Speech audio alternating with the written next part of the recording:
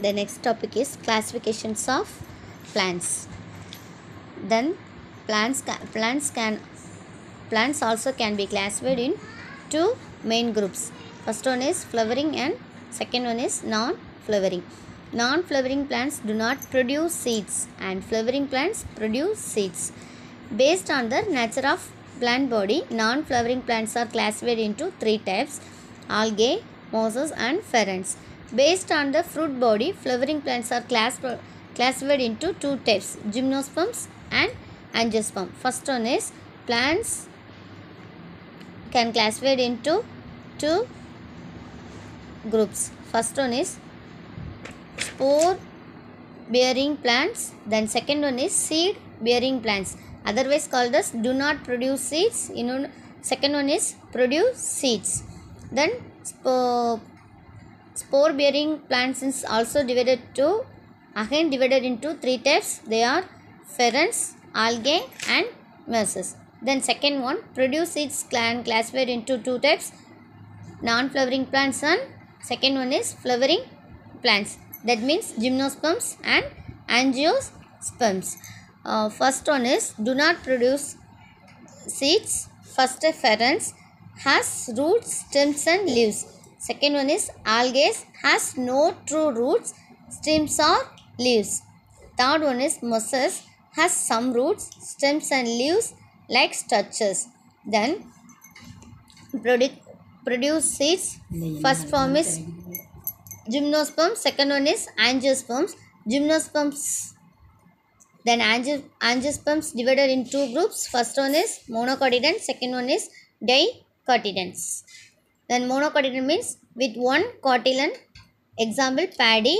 Then dicotyledons means with two cotyledons, example taminid. And first one is algae. Then plant is thallus, not well differentiated into roots, stems and leaves. They are predominantly aquatic. Then they are unicellular or multicellular filamentous, example.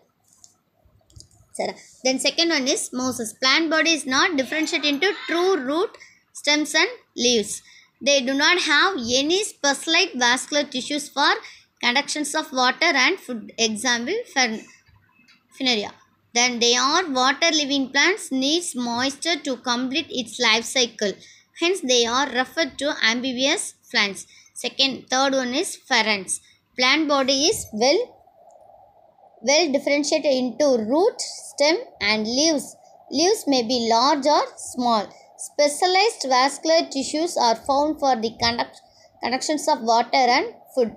Basically, they are first land plants which grow well in shady, moist and cool places.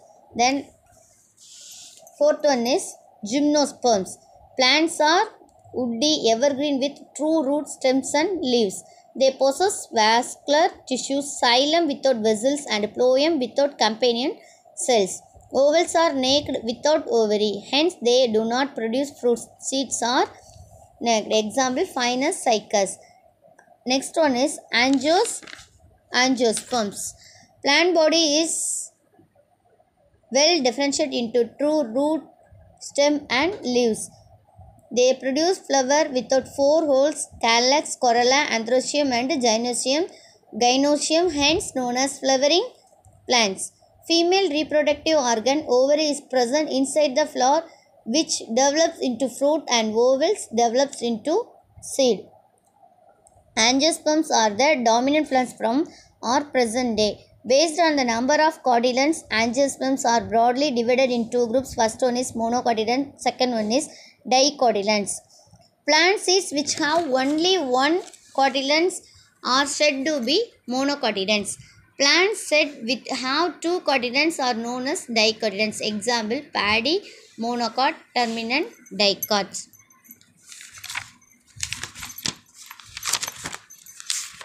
The next topic is merits of five kingdom of classifications. The systems of classification is more scientific and natural. The system is classification clearly indicates the cellular organization's mode of nutrition and the characters of early evaluation of life. Then it indicates gradual evolution of complex organism from simpler one. Demerits of five kingdom classifications are in the system of classification of viruses has not been given in a proper place. Multicellular organisms have originated several types of protists. This type of classification has drawn back with reference to the lower forms of life. Some organisms included under protista are not eukaryotic. Then last one topic is binomial nomenclatures. Then Carolus Linnaeus in 1753, he is known as father of modern taxonomy.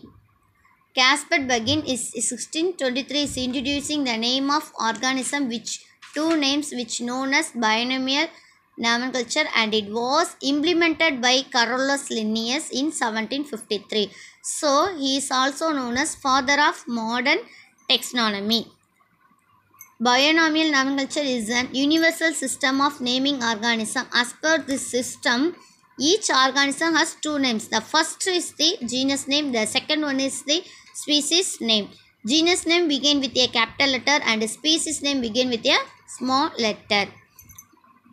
Example, the nomenclature of onion is Allium sativum.